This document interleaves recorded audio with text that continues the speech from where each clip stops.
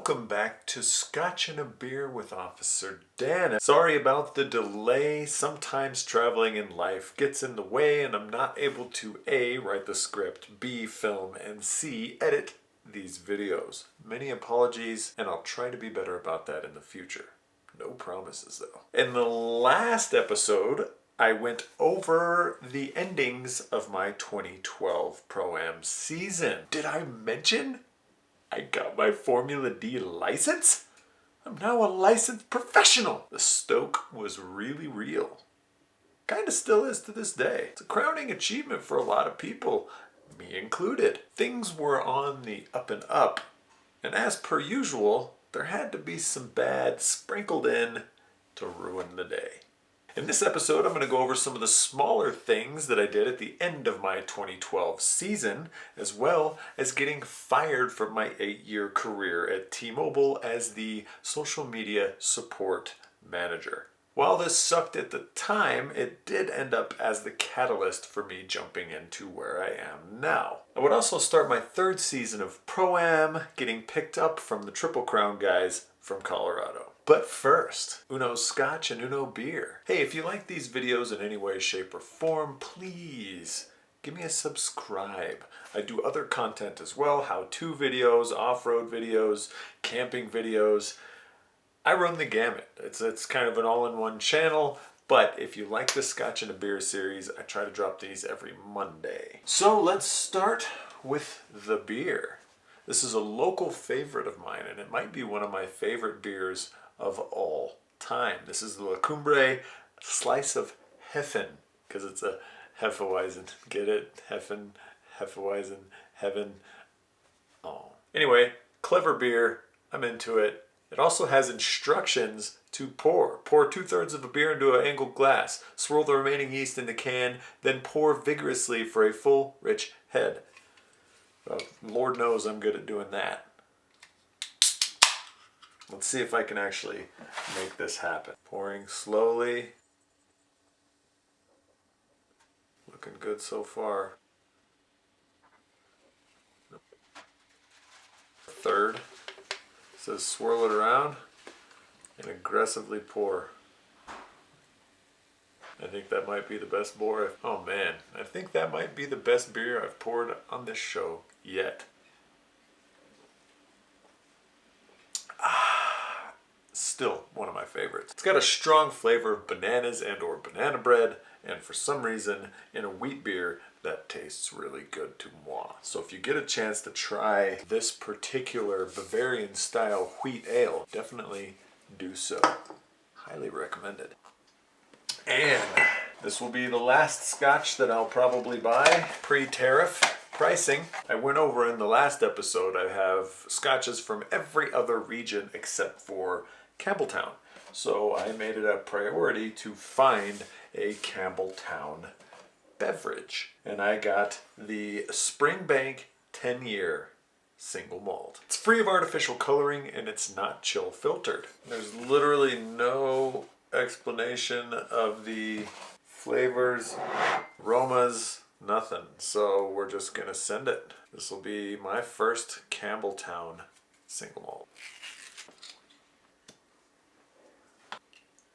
It tastes strong honey notes, almost kind of like a resin, almost super gluey type smell to it. So let's give her a try.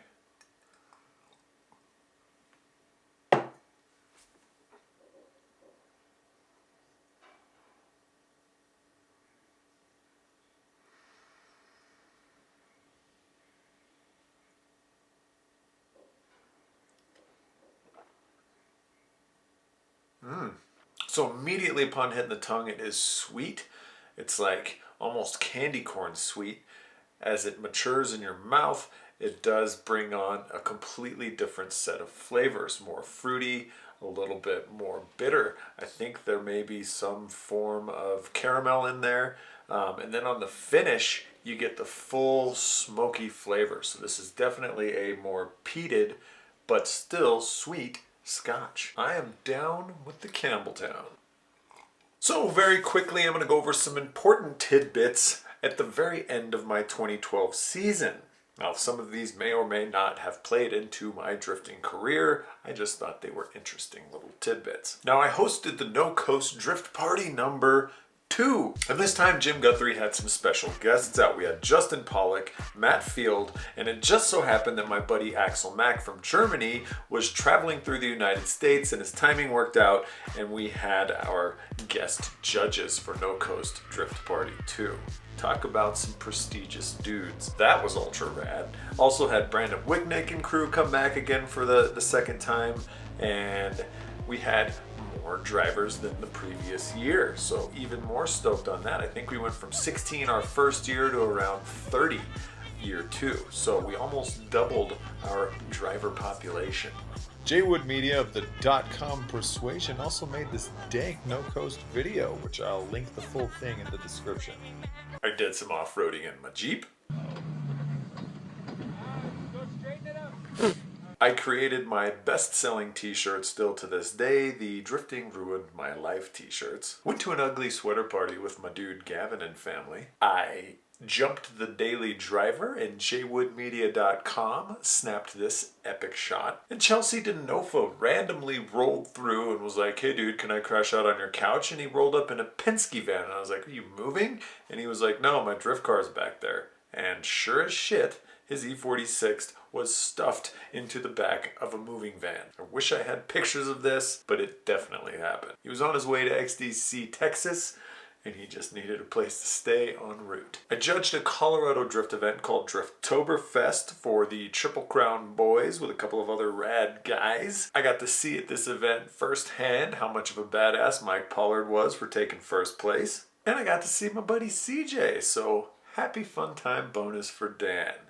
Now this meeting would coincidentally get me in touch with Kasey and the Triple Crown dudes. We got to talking and we said, hey, maybe we should do something next season. Let's circle back. Also got my first adult passport. And as you can see, I freaking nailed the picture. And yes, this still is my passport photo to this day. Now, adding to some of the ups and downs at the very end of the season, I was asked to do some demos at the XDL Stunt Biking League that was happening at Sandia Speedway. I'm like, hey, seat time is seat time. I will do said demos. Plus, it would be the first time that I'd seen and hung out with Nick and Ernie since we filmed Drift 2 the year before. They were both competing in this event, and I was going out to do demos and casually observe. Now, during the opening ceremonies of this event, I was tasked with drifting a demo around with somebody holding the American flag out of the roof of the Lexus SC300 that I was so kindly allowed to use for this event. Got this epic picture, which I relentlessly share every 4th of July, because it's that awesome.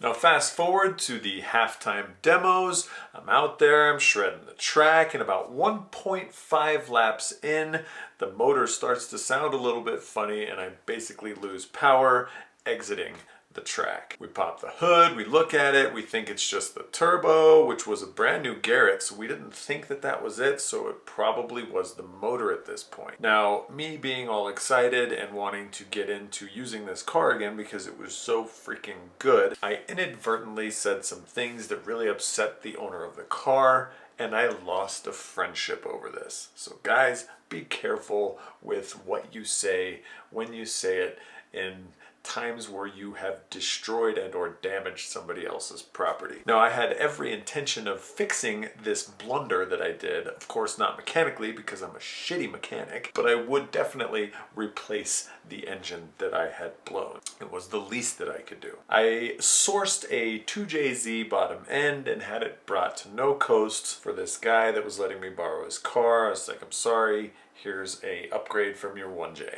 Too little, too late, didn't matter. The friendship was already ruined. Now this was unfortunate timing as Jim Guthrie's son was getting into drifting. I now had the guy that worked at Car Crafters that was the main mechanic for Jim. We were no longer friends, and I kind of quietly slipped out the back door of my Car Crafters tenure over the last 2-something years. That being said, I will never not run a Car Crafters sticker on my main drift car. I have run a Car Crafters sticker on all and every version of my car, all the way through Formula Drift and beyond, because I am so thankful for everything that Jim and the Car Crafters team has done for me over the years. There's absolutely no freaking way that I would be where I am now without the help of those guys. So I am eternally in debt to you. Thank you guys so much. Now, fresh off of those 2 downers that I had just received, as well as now being homeless with my S13, I was still riding the wave of emotions that came with actually being somewhat good at something. And hell, in this case, being good enough to be considered a professional at it. And this is something that I had been searching for, as I mentioned, since I stopped riding BMX all those years ago. Not riding BMX had still left a large hole in my soul, both socially and mentally. Drifting had kind of filled that up until this point, and it was right now that I actually felt, hey, I'm good enough to actually kind of make this mine. This is my thing. I am good enough. I am a professional driver at this point. This is mine. BMX was how I identified as a human. It's how I lived my life. It's what I thought about in my dreams. It's what I woke up and did. It's what, while I was work, I would be daydreaming about handrails and what to do the next trick at the skate park, or what line to hit, or coming up with all these combos for things riding street.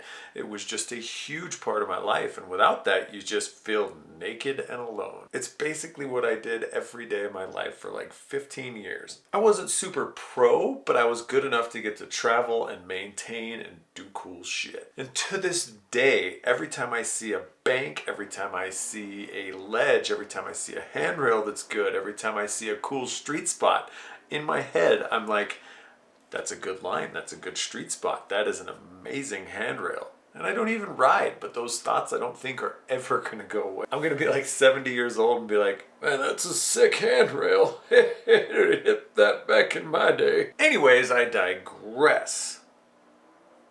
I'm so thankful that drifting came along when it did to jump into my life, because I have no idea where I would be at mentally had that not happened. I was already depressed before I got into drifting, and I think that really lifted me out of the funk that I was in. I've met so many rad people and had so many amazing experiences through drifting, I can't even begin to explain it all. I'm trying to with this series, but there's so many little things that I've missed and glossed over and just couldn't talk about because reasons. They all tie into making me mentally happy. So I'm a fully fledged professional driver at this point.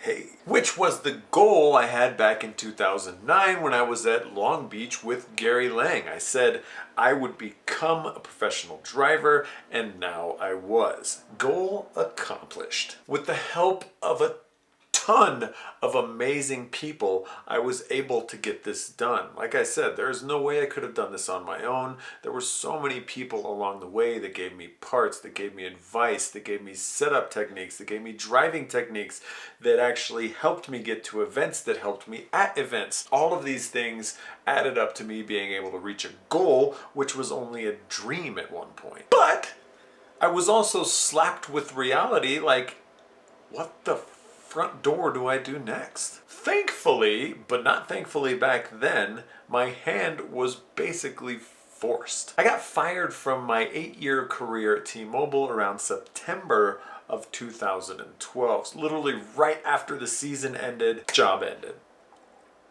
My 8-year career at T-Mobile, which I started as a technical support representative on the phones and ended up as the manager of 20 plus people for their social media freaking support division, was over. It all started about 8 months prior. There was supposed to be an AT&T merger where T-Mobile was going to merge with AT&T. Some documents got leaked, and anyway, the FCC shut that thing down.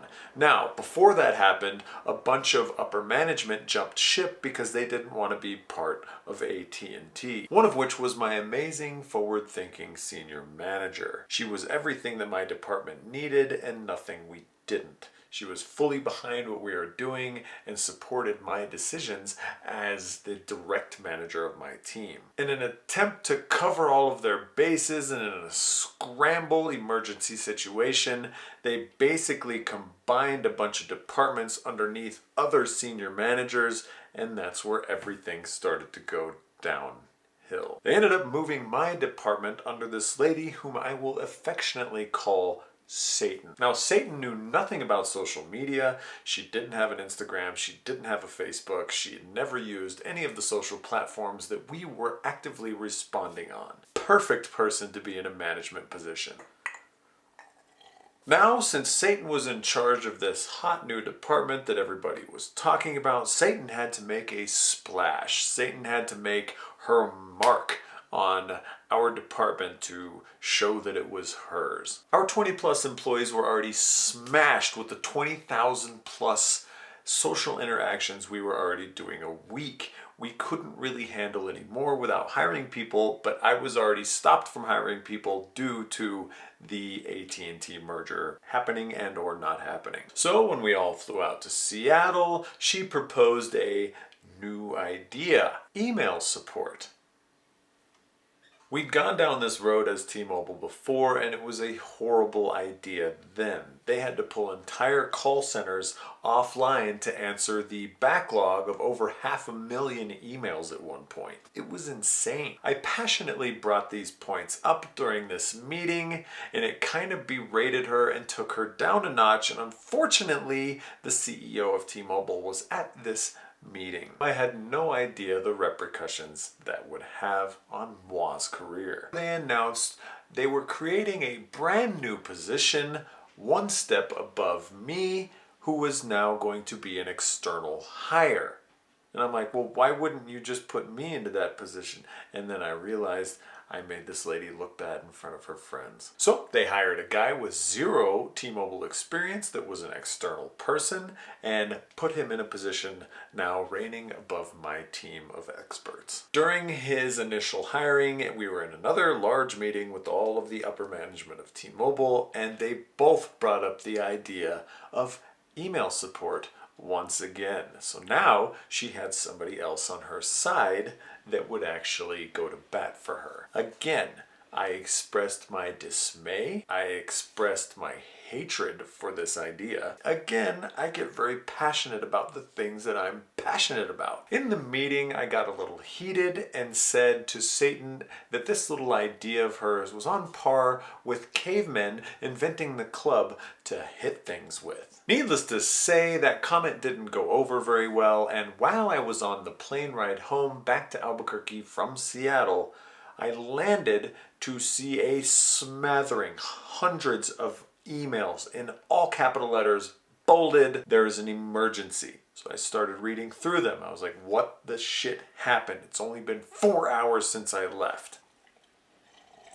Well, it turns out that Dear Leader had decided it'd be a fantastic idea to add the secret email that we used when we were reaching out to people on social to the homepage of tmobile.com. Basically exactly what I had said was going to happen had happened. There were now 20,000 emails we had gotten in 4 hours that needed to be answered. We had no systems and support for this. We had no way to answer these.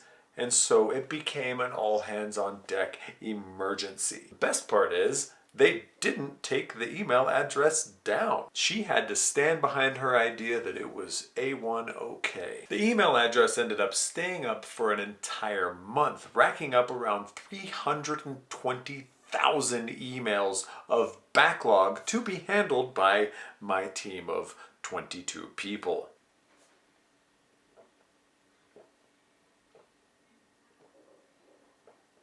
It was an impossible task. For another month, my entire team, as well as myself, worked 12 to 14-hour days doing nothing but answering email. We ignored everything on social media, and email support was now our 100% goal. We couldn't keep up, so they held another emergency meeting in Seattle. We all headed up, where I used some words that I probably shouldn't have, and in hindsight, I'm really glad that I did. On my flight back home, when I landed, I looked at my phone and saw that I was now fired.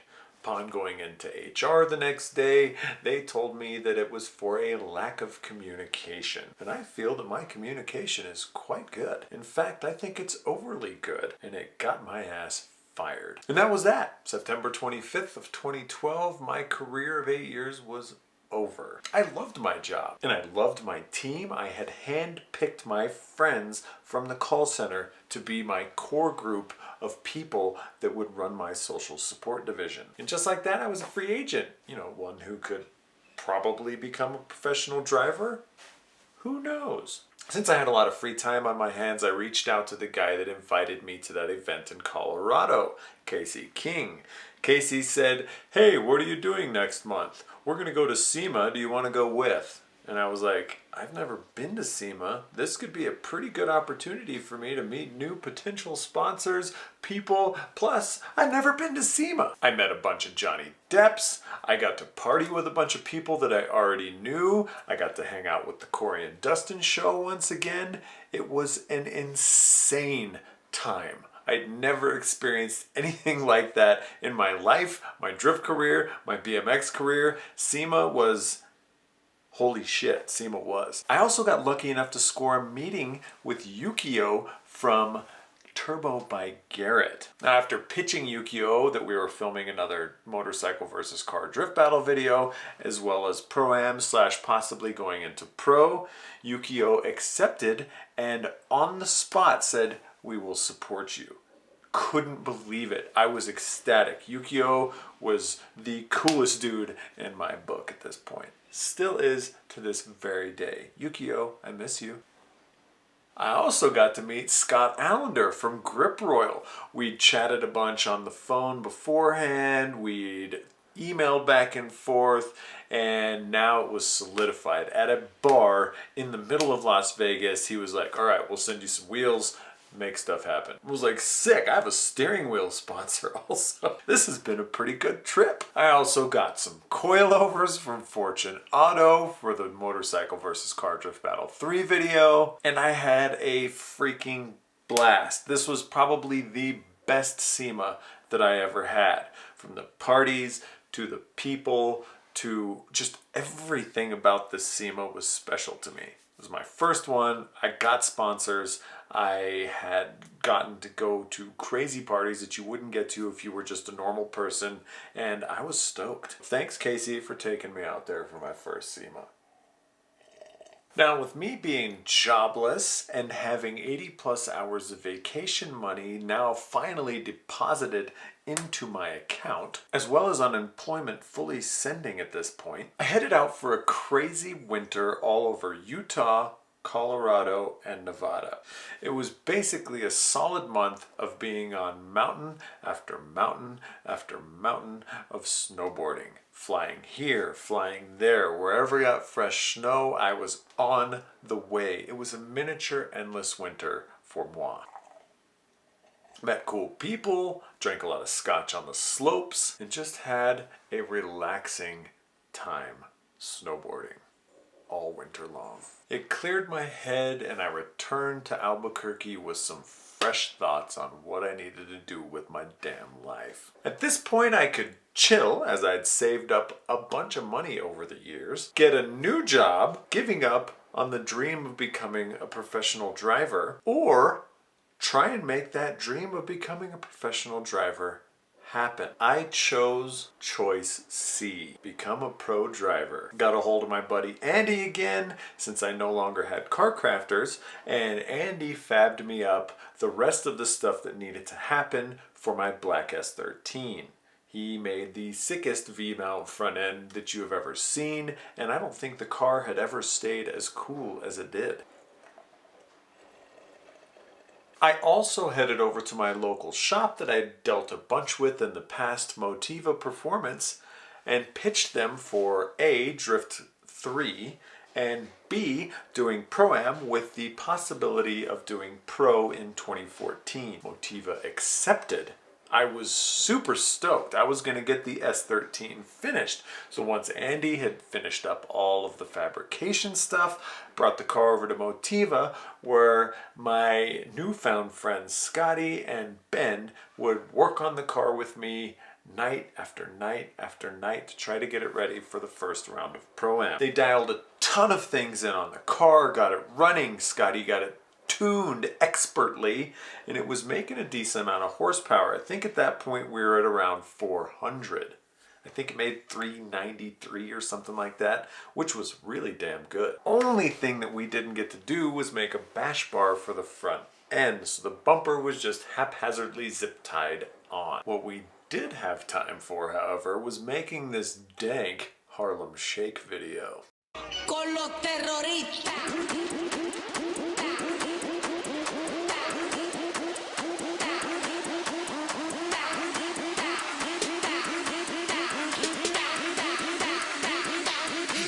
Harlem Shake.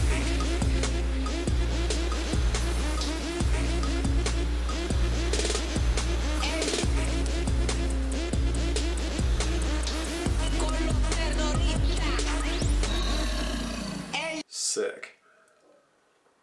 The Triple Crown guys came down from Colorado, scooped me and the car up, and we headed off for round one of Top Drift at Balcony. Got there, and then day one, I was having issues with the car already. It kept cutting out at high boost.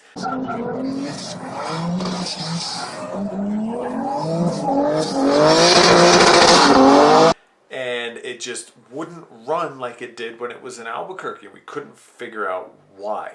So we determined in our infinite knowledge that it was a fuel pump issue. So I spent half the damn weekend with my hand in my fuel cell changing out fuel pumps. We had the radium stuff on there and all of that stuff was working perfectly. It was the feed pump kept falling off. So we got that fixed finally. It started working well, and then it seems like all of the foam inside decided to clog my fuel filter. It's just like, God damn it. What the shit, Lana? Didn't know that until afterwards, but the car ran like garbage, and one of the times I was coming around the building, the car cut out and kind of lunged forward, smashing into the building and some hay bales, God, and cracking a hole in my radiator. All we had to do was build a bash bar, and we didn't do it.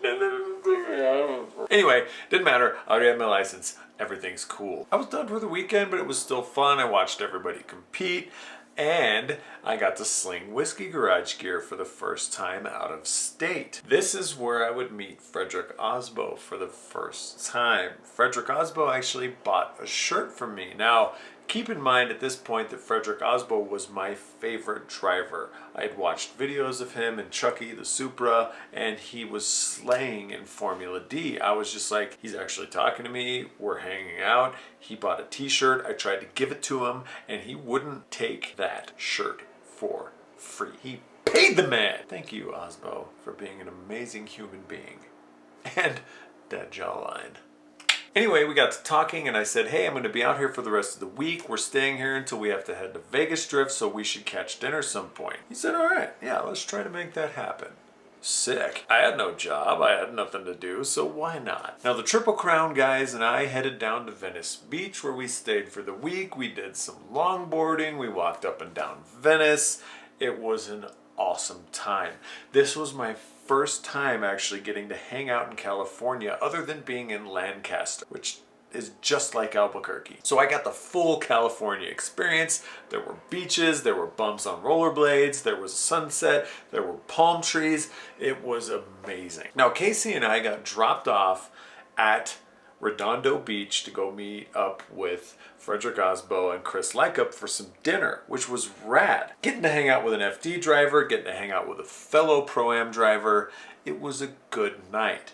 Now, our ride decided that he wanted to go to bed early and said, well, you guys can just longboard home since you took your longboards with you.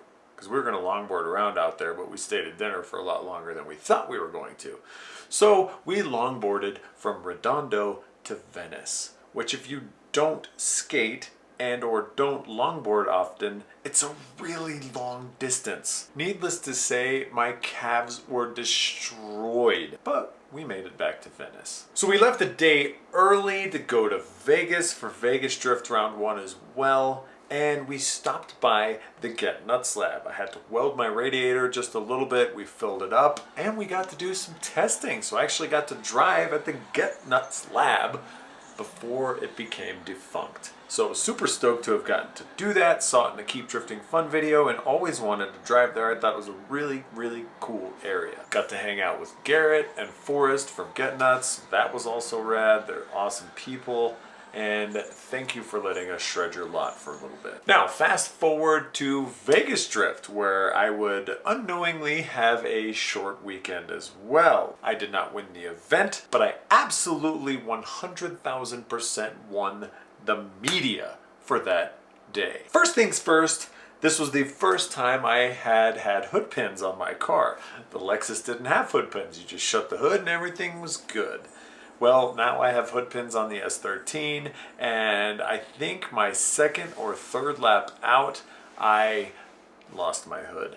My hood went up, broke my windshield. It was insane. It was like 80 miles an hour and then just blind. And I was like, oh my God, my hood came up. What the shit? Oh, I'm so bummed out.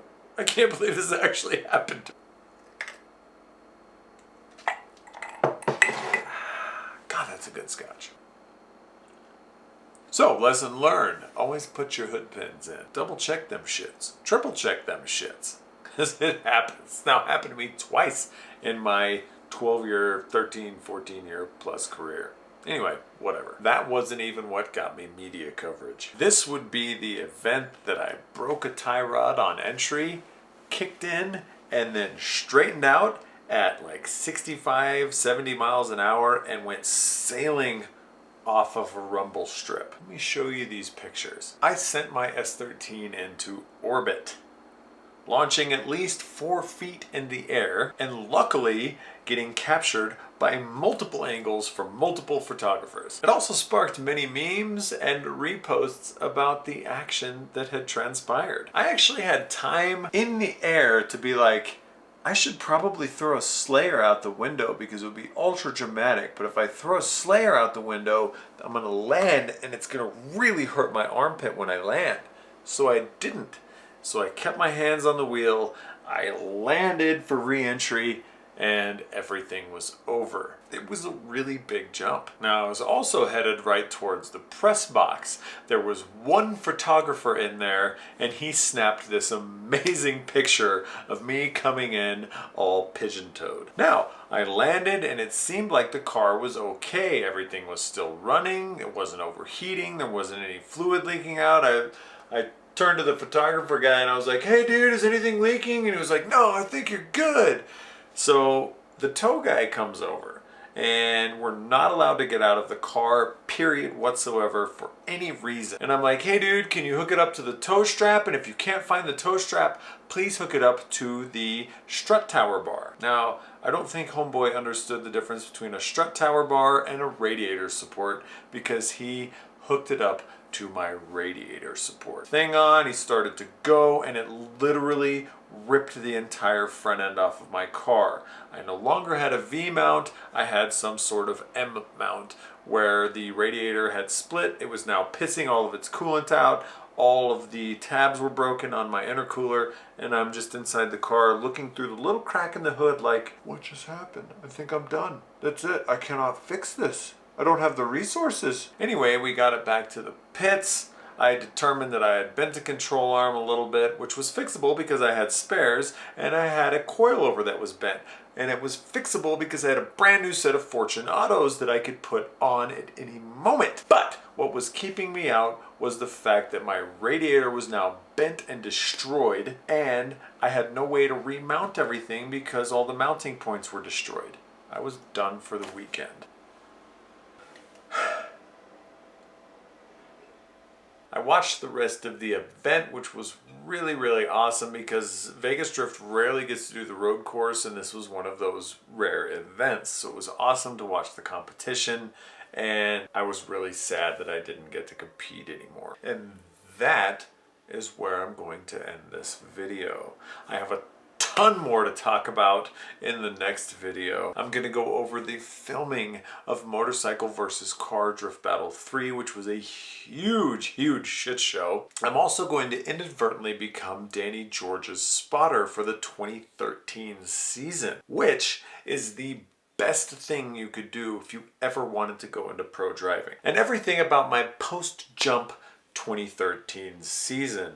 I hope you'll join back in with me next Monday. Again, if you like these videos, please subscribe, hit the notification bell. I don't release a whole lot of videos, so you won't be flooded with spam, but give your boys some love, and I'll catch you guys on the flip side. Officer Dan out, imploring you to enjoy a slice of Hefen.